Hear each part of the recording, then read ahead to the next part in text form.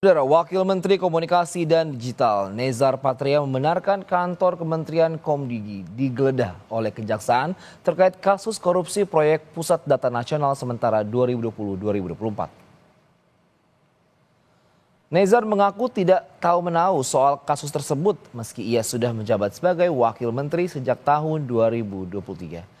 Nezar pun enggan berkomentar lebih jauh soal penggeledahan tersebut dan meminta awak media bertanya kepada pihak Kejaksaan Negeri Jakarta Pusat.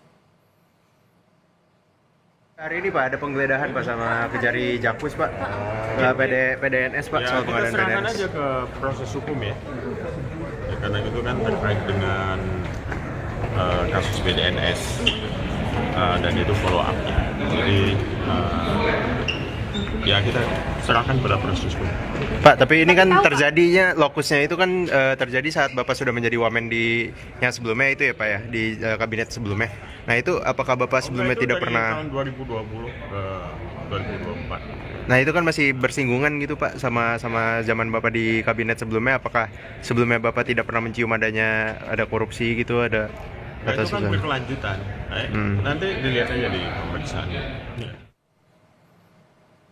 Sebelumnya Kejaksaan Negeri Jakarta Pusat menggeledah kantor Kementerian Komunikasi dan Digital pada hari Jumat. Penggeledahan terkait dugaan korupsi dalam pengadaan barang dan jasa pengelolaan Pusat Data Nasional Sementara atau PDNS. Dari penggeledahan itu disita sejumlah barang bukti, diantaranya mata uang asing dari berbagai negara, kartu ATM, buku tabungan, dan ponsel, serta dokumen dari salah satu ruangan di Komdigi. Penggeledahan ini dilakukan terkait dugaan korupsi dalam pengadaan barang dan jasa pengelolaan Pusat Data Nasional Sementara atau PDNS.